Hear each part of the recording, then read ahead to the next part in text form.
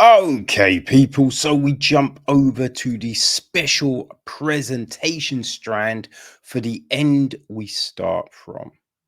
Yeah, this is the new film and the actual feature directorial debut from Mahalia Belo.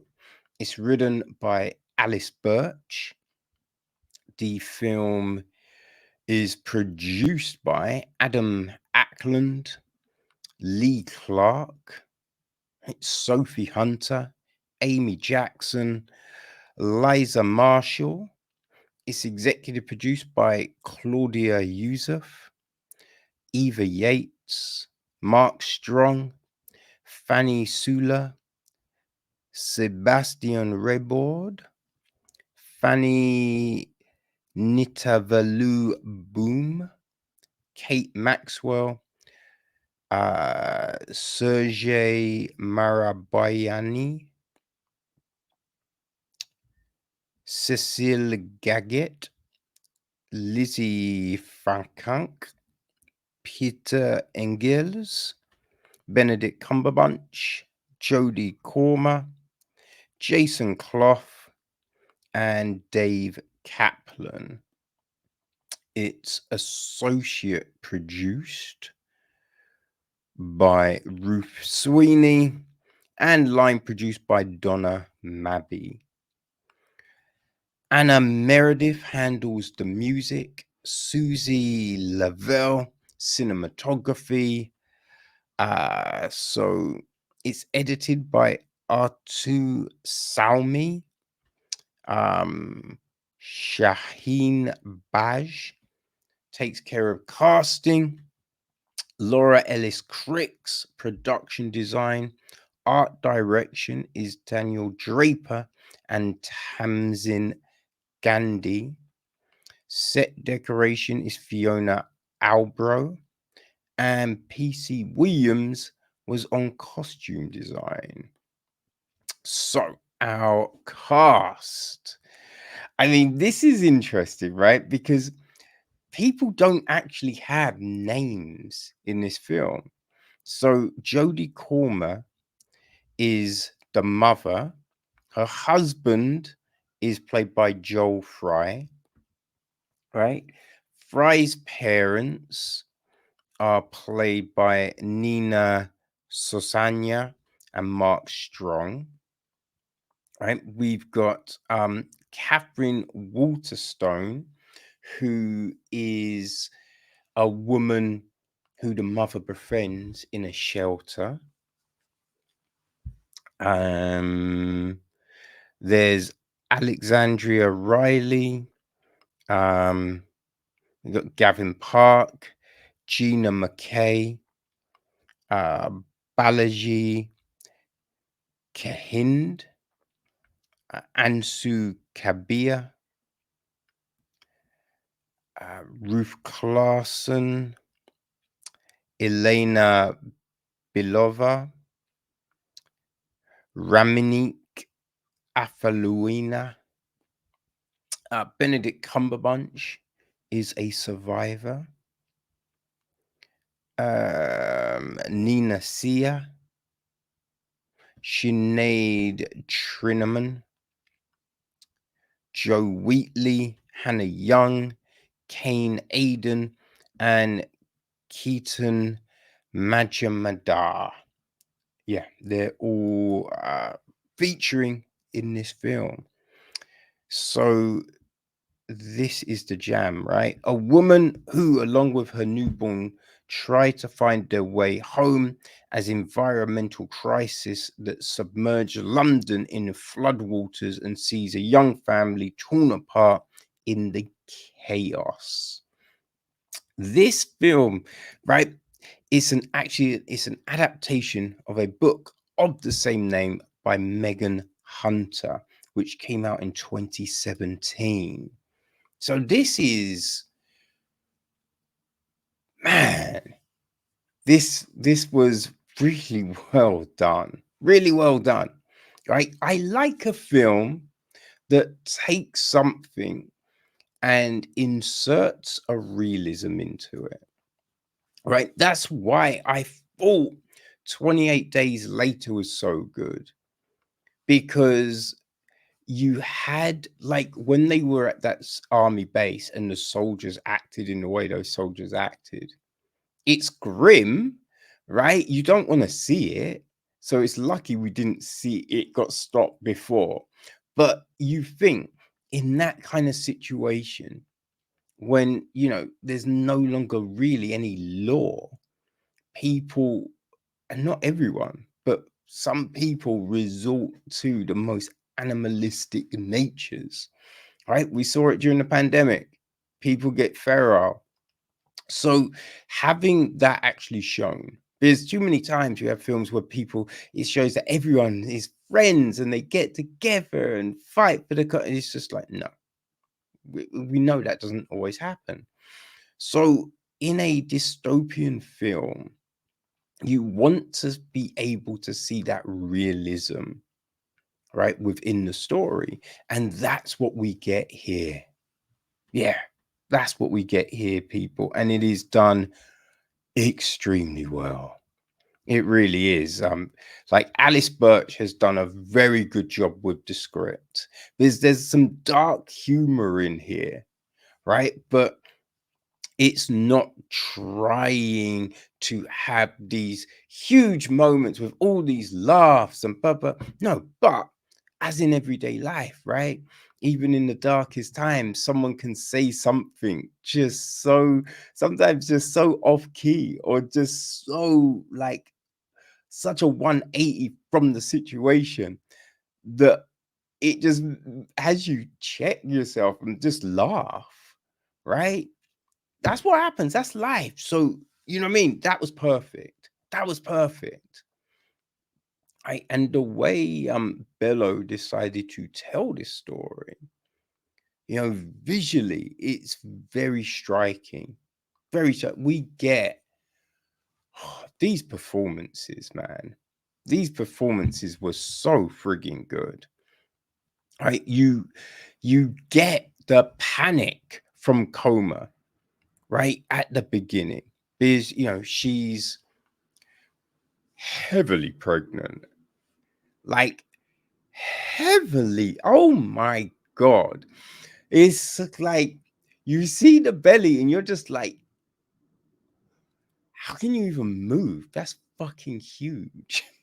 You know what I mean? So she's so pregnant. It's like she has a bath, she's relaxing, and you hear the rain, right? And then you realize the rain is coming down hard. But obviously, as the rain is coming, right, the house is flooding a bit. Yet you just know, oh shit, she's going into labor, right? And she goes into labor. But we see that anxiety, that worry, then that fear of, fuck, what am I going to do? Oh my God, what am I going to do?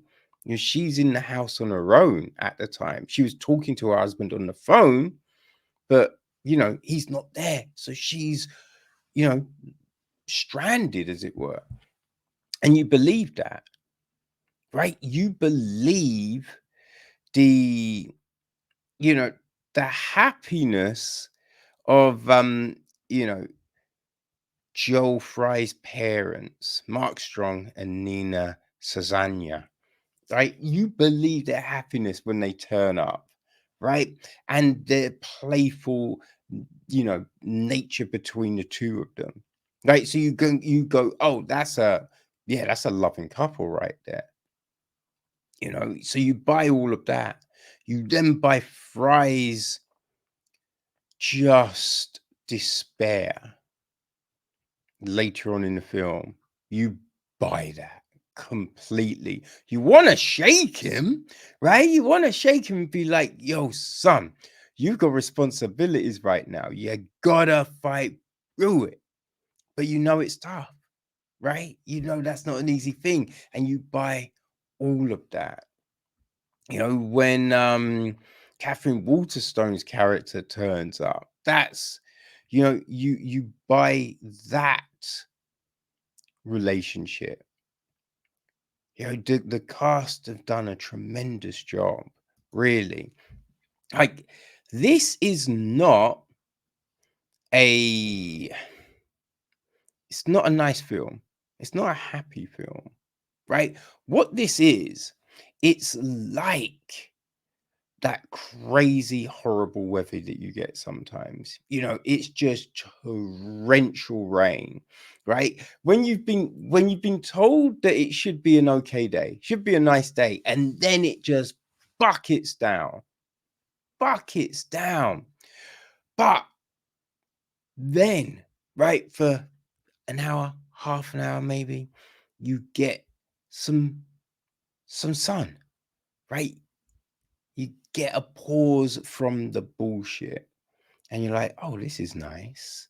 And then the rain starts again, right? That's what this film is, right? You have these horrendous moments. And when I say horrendous moments, it's not necessarily, like people killing people or, stuff like that. But it's just a dire situation that, you know, our cast have found themselves in, right? This unrelenting hardship. And you just think, oh my God, how do you get past this, right? How are you going to survive? So having that, but then these moments, right? These new relationships and situations, you just think, oh yeah, that's nice. So that's what this film is. But throughout, even in those unrelenting times, this is just captivating, right? It is so it's wonderful in the way it's been done, in its crafting, right? It's like when you look at a incredible chess set and you look at those pieces and you be like, oh my God, that was done so well. Just the skill and the detail, right? The time that has gone into perfecting this. And that's how you look at this film, that detail, right? The way they've thought about all of these moments, all of these incidents, and how would people act, right? And that's what we're given. And then the cast reflect those emotions to us. So you buy it all, you know? We get a little dance party, you know what I mean? I was gonna say halfway through. I don't think it was halfway through. I think it's in the last third, as a Cumberbatch turns up, which yeah, and it's moments like that that you're just like, okay, yeah, but knowing, but then what, right? But it's just well told. I think my only thing is I wasn't sure we needed the bath scene, you know. I don't really know if that gave us anything, but it is what it is, right? It's a female director, female writer, so they felt then so be it. You know what I mean? But yeah, everything adds to. It didn't really feel like there was a lot of fat here. All the scenes kind of informed us on who these people were, right? How they deal with these situations. That's what this was, and so yeah, you get this just wonderful story, wonderful in the fact that the way it's been done, like it's bleak as fuck. You know what I mean? It's bleak as fuck, but it's incredible. It really is, and it's one of the because it's a. I've seen that image so many times throughout festival season, right? Jodie Comer holding a baby, and like, so it's a film that has a regard around it, right? People have been talking about this film, looking at this film because it's that image is just circled. I didn't know this what was it's the film, right? But I'd seen that image, right? So you look at that, which, and I do feel the image is kind of deceiving on what the film is, right? And even the synopsis, it's not fully what the film is. There's more to it. But I don't know if, like, you don't want to give too much away. So I'm not going to add anything to the synopsis or anything like that. But it's just, you see that image and you wonder, what is this going to be? Or you can make assumptions on what this is going to be. It was going to be similar to, some of the other things that we've seen. But yeah, it's just really well done. I think the music choices throughout work, and there's one bit where it is kind of this kind of like pealing music, and it's growing in intensity, which is a bit like, oh, I hate the music, but I understand what it's doing, you know. But yeah, it's definitely well worth the watch, people. If you missed today's screening, don't worry, because it will be back at the Royal Festival Hall tomorrow, Saturday the 14th, the penultimate day of the London Film Festival, and that is at 11:30 a.m. Right? So definitely, you will want to see this. But, right, if you cannot get there, if you cannot get to that screening, don't worry, right? Because, right, this is a signature film, and they have informed me that it will be hitting cinemas on the 19th of January 2024. So if you cannot get a ticket for tomorrow's screening at the Royal Festival Hall, right, and you're not going to any other festivals this year, don't worry. The 19th of January 2024 is when you will have the opportunity to see this just remarkable film, right? The end we start from. So yeah, people, definitely check this one out.